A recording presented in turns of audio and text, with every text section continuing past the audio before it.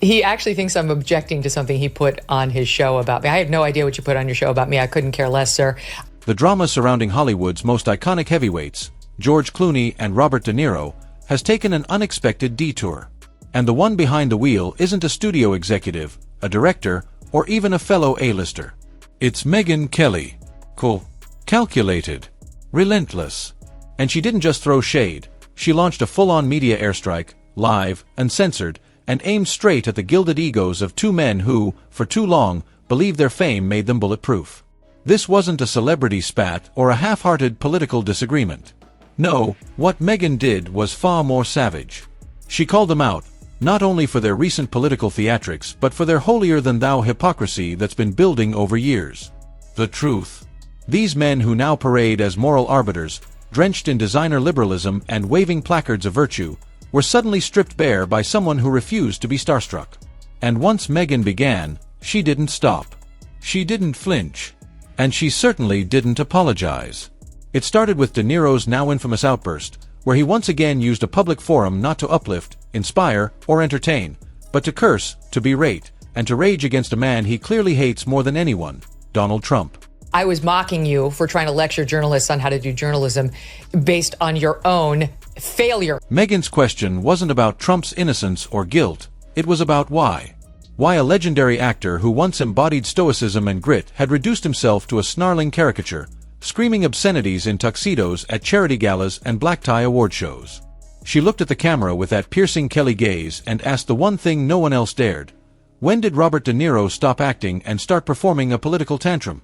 And just like that, the public started to listen, not because they didn't know about De Niro's rants, but because no one had ever put it quite like this. Megyn wasn't poking fun. She was dissecting a cultural shift.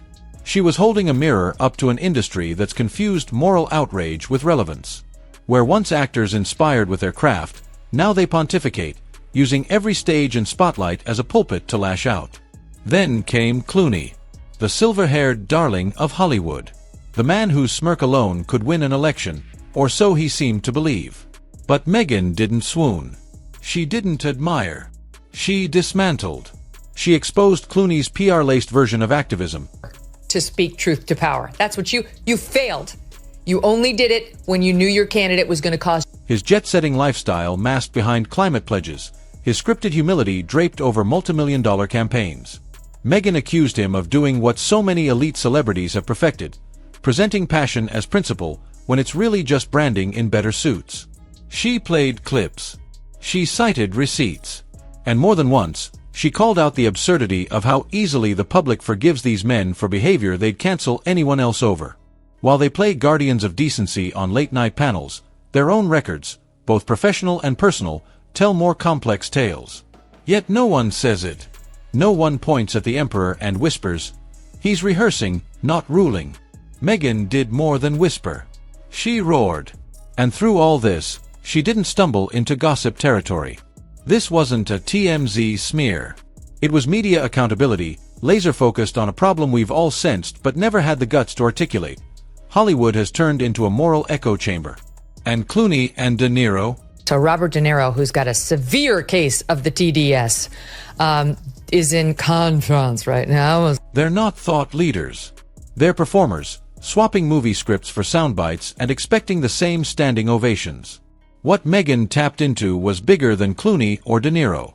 It was about a cultural sickness, this virus of celebrity sanctimony, where outrage is currency, and every opinion is amplified, regardless of depth.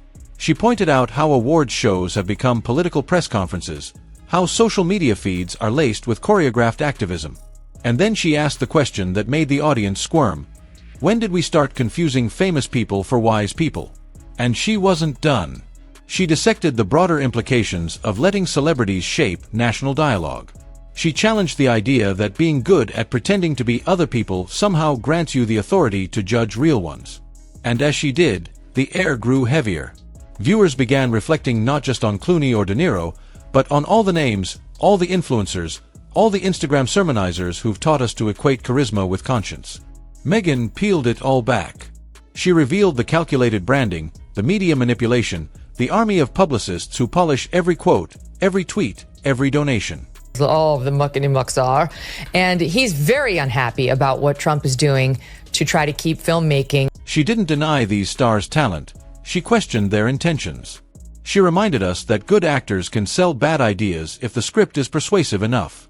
And perhaps the most brutal cut of all? Megyn dared to ask what happens to the rest of us when we buy into these illusions.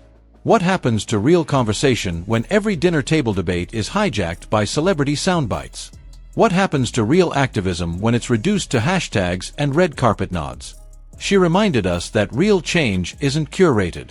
It's messy. It's uncomfortable. And most importantly, it doesn't require a movie deal.